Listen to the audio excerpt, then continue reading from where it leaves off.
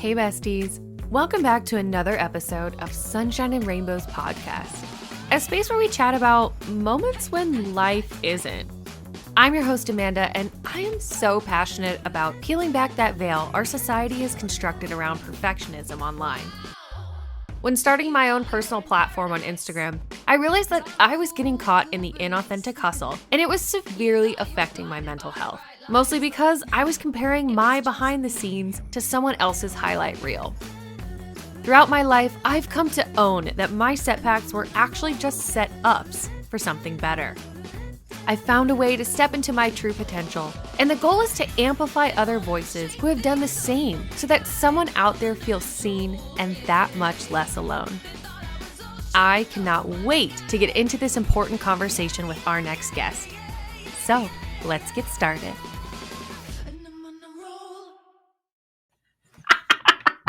Well, hey everyone, welcome to another episode of Sunshine and Rainbows podcast. I'm your host Amanda, and we're already giggling, which is a good sign for this conversation. I am so excited to introduce you to our next guest. She is a fellow mental health podcaster as well, which is really exciting. Emily, thank you so much for being here today.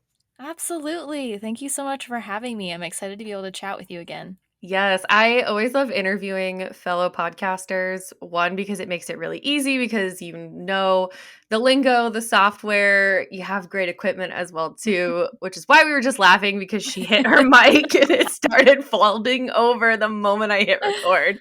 The moment. But literally the moment. The timing couldn't be more impeccable.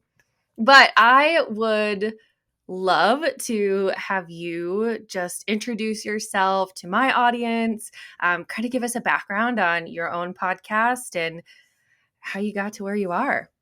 Sure, I'd love to. So I'm Emily Elizabeth, and I started the Wondering Mind podcast in February of 2020. We all know how that year went. It was probably the best thing I could have ever done, though, considering how the year did play out. It was truly a lifesaver in the sense that it gave me a purpose, it gave me community, and it was a challenge, and I needed that. But I started the podcast because I was basically just sick and tired of struggling alone and feeling like I had all of these burdens that I couldn't share with anyone. Felt like no one understood. So it all started with a breakup about right? Doesn't a lot of stuff start with that? Yep.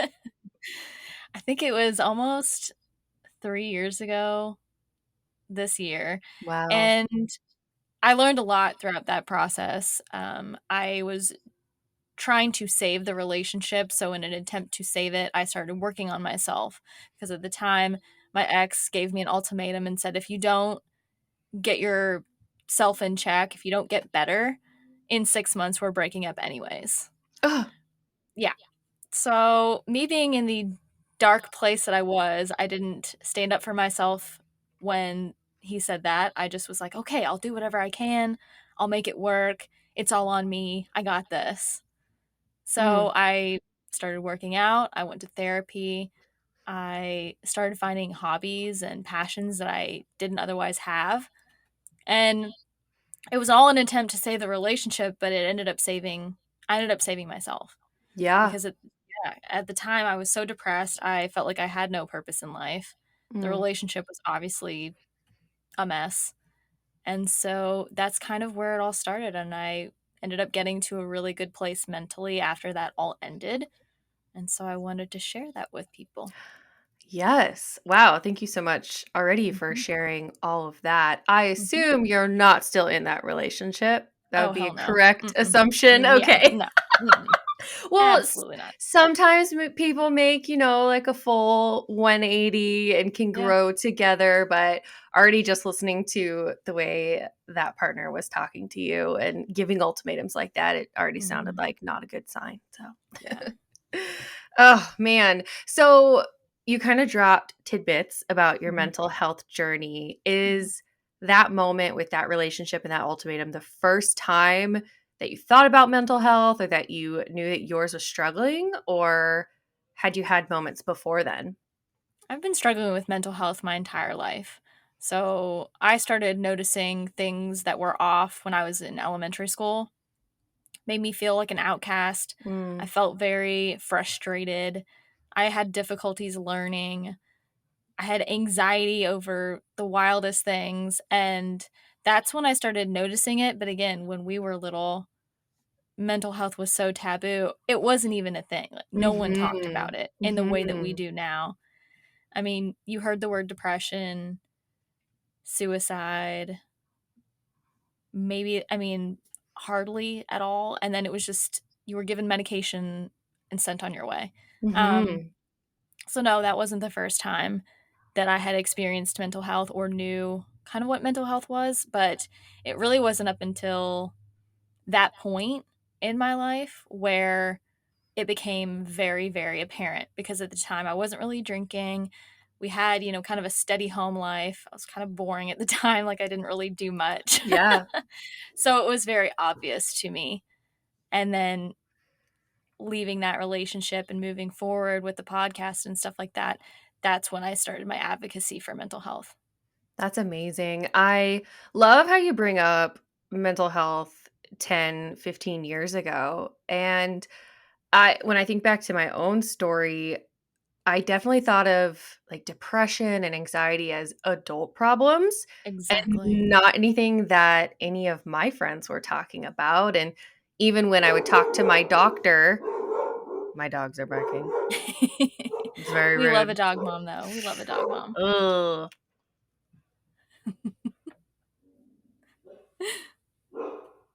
Well, Somebody's outside. yes. Okay.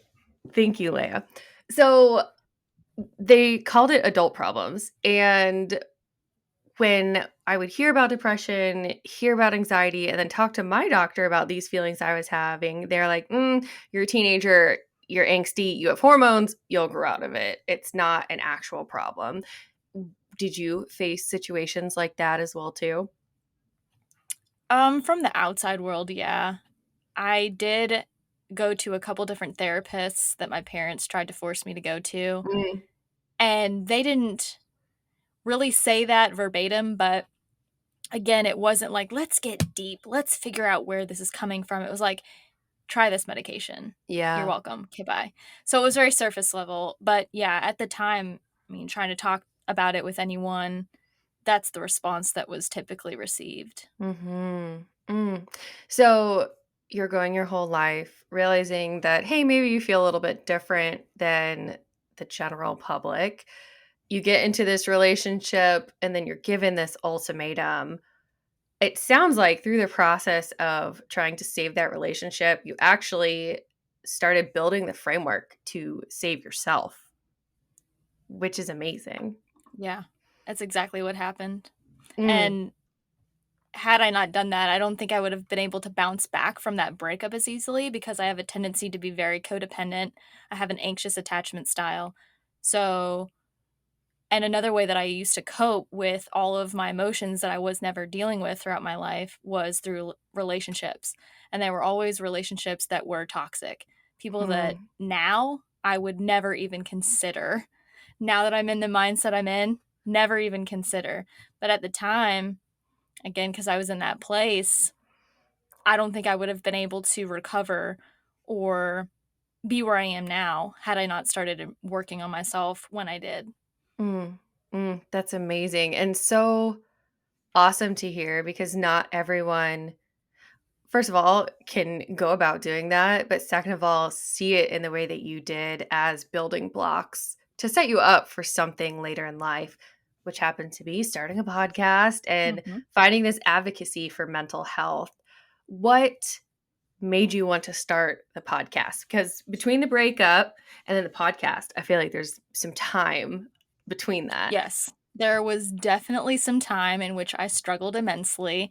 And Mm, mind you, I still struggle to this day. It's an ongoing battle. Mental health is always something you're going to have to work on. But in the time between when we actually ended the relationship and when I was trying to get my life back together, picking up the pieces, I was listening to a lot of podcasts, motivational podcasts, and I was working out.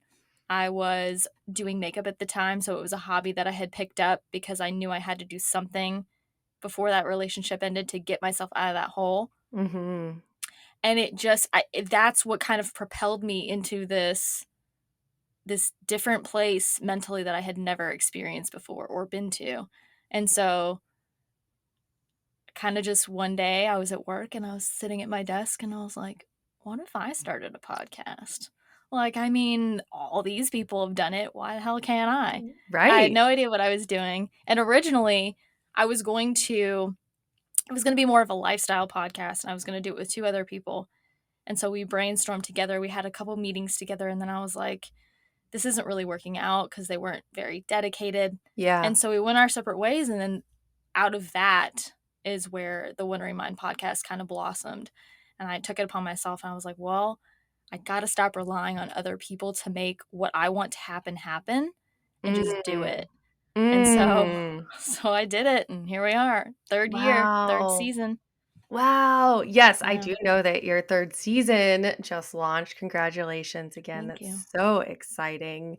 So, walk me through the process of you starting a podcast. You're actually my first podcaster on here talking about their podcast. Oh, wow. So, walk me through the steps you took, and did you encounter like imposter syndrome along the way?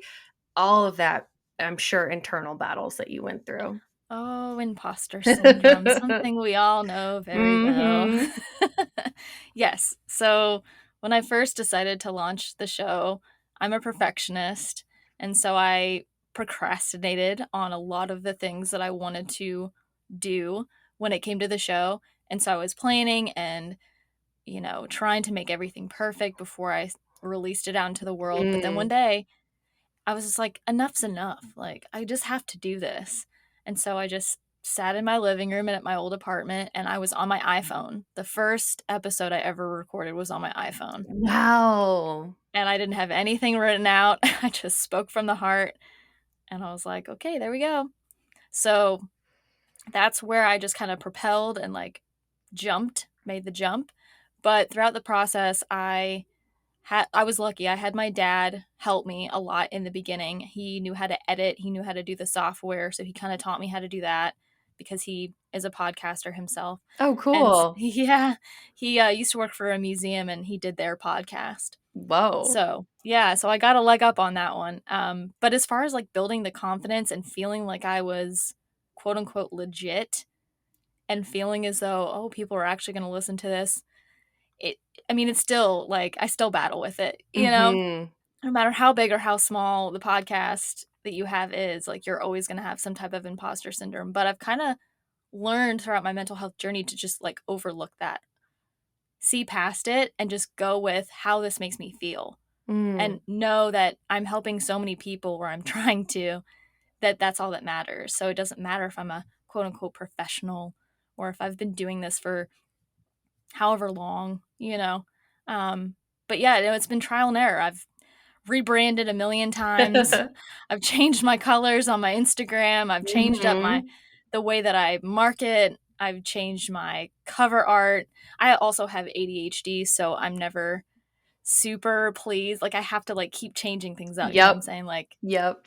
I The get bored. itch. It's there, The the itch. itch. I It's the feel it. itch. I myself Yeah. have gone through a couple rebrands too. It's just inevitable. You know, Like I us as people, we're constantly evolving and growing. Mhm. And so I think the art that we put out in the world, it's okay if it evolves too. Exactly. I couldn't agree more. I think it's just a evolution of where we're at also. And so putting that onto the world is just going to go with what we're feeling. So it's just something I keep learning how to do every single day. And I love it. I absolutely love it. That's amazing. So you settled on your niche of mental health. Do you Mhm. have specific guests that you interview? Is it more general things that you talk about? So, no, it's pretty niche.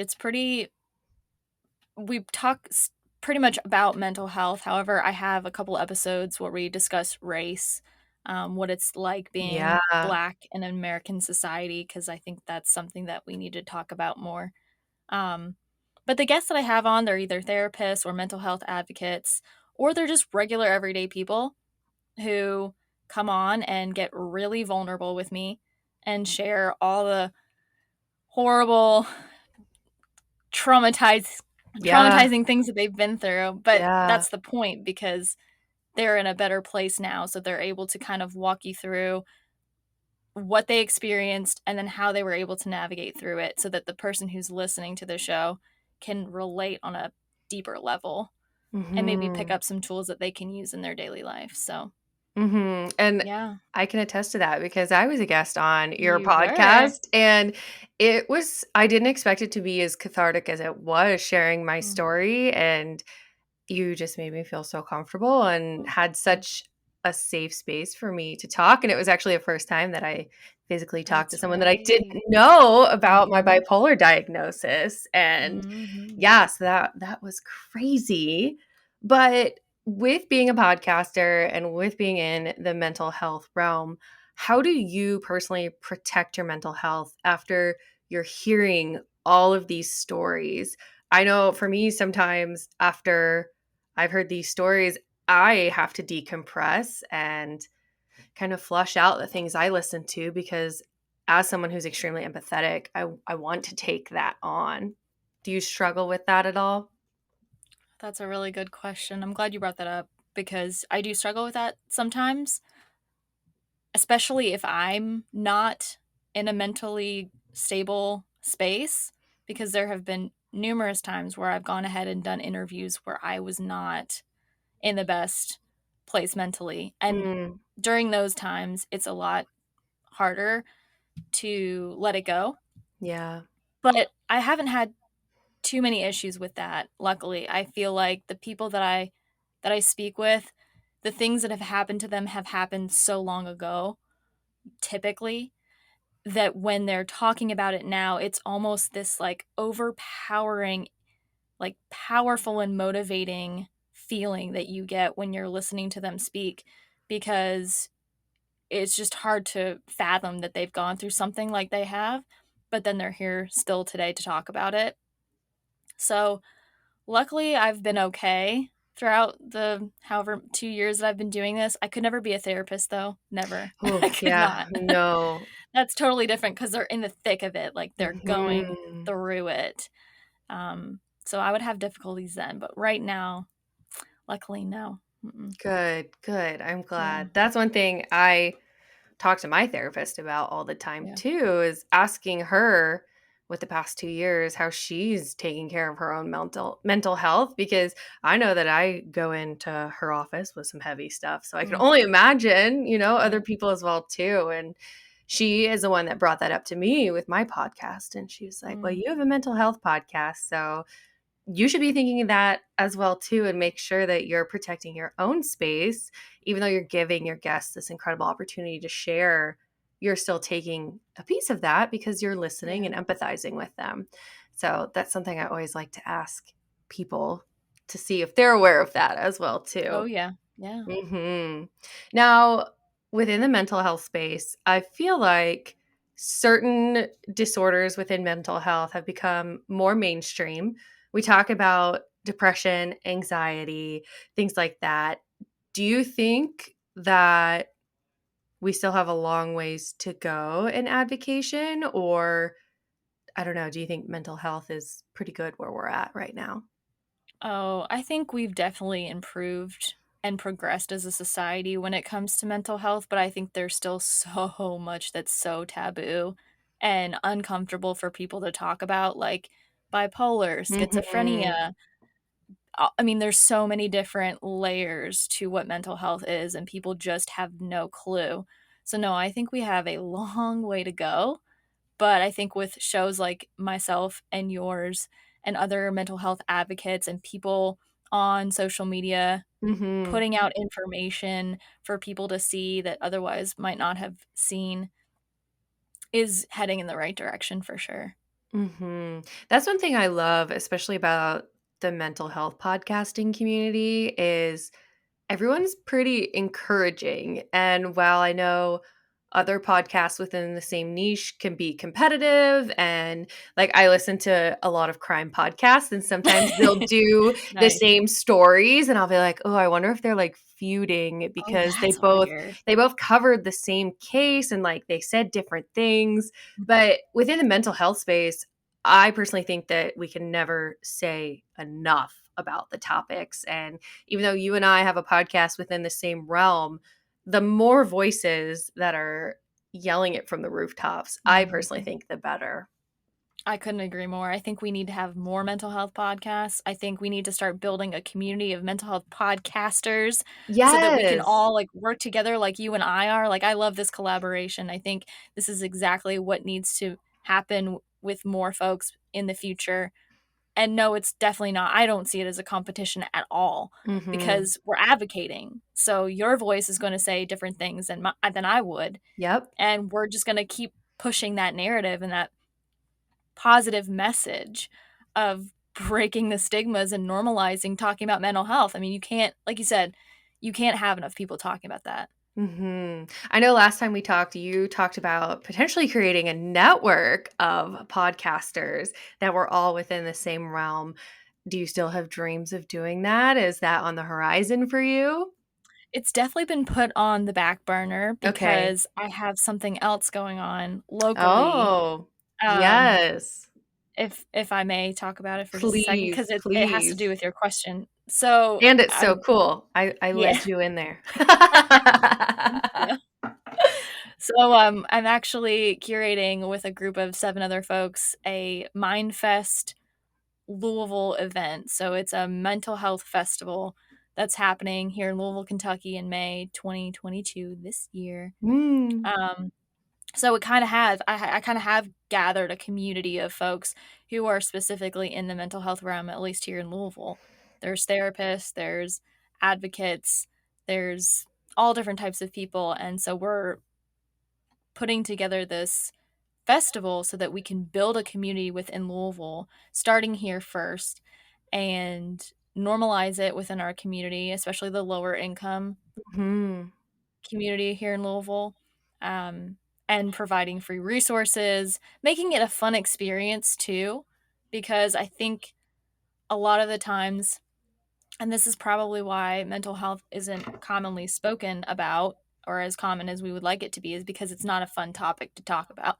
Yeah. It's very difficult and it brings up a lot of different feelings for people, and people don't know how to manage that. So we're trying to make it a fun and positive experience for people to navigate. But as far as like a community online, I'm still working on it through my podcast, Instagram, and stuff like that, meeting people like yourself. Mhm. So it'll happen one day. That is so cool and so exciting. Again, I feel like we get so caught up on the internet world and social media, but for you to be doing something tangible within your own community is so inspiring. And I can't wait to keep supporting you and see Yeah. how successful that is. And obviously, I Thank you. wish you all the best. Thank you. Is there anywhere that we can follow along with that?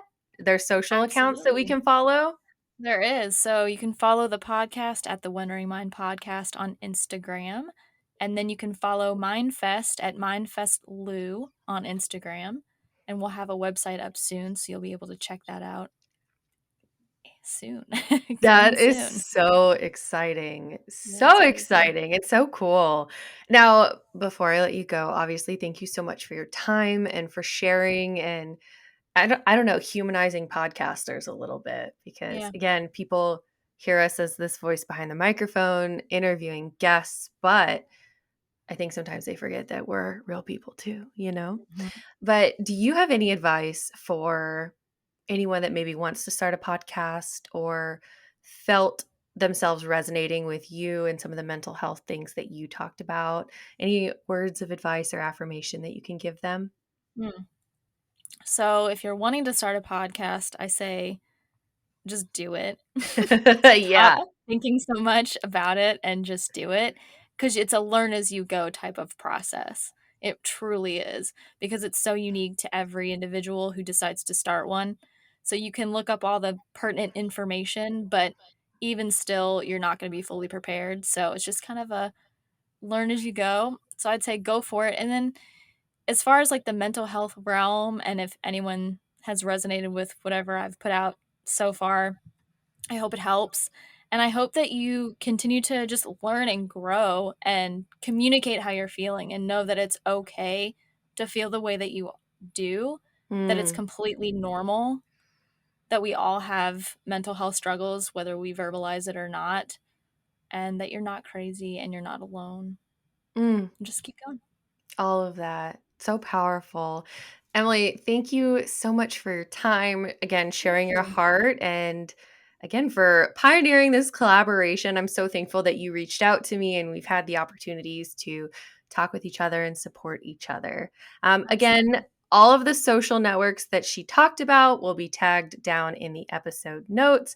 If you're watching on YouTube, then it's in the description. Thank you. Thank you so much. Thank you, Amanda. I had a wonderful time chatting with you. Thanks for having me. Yay.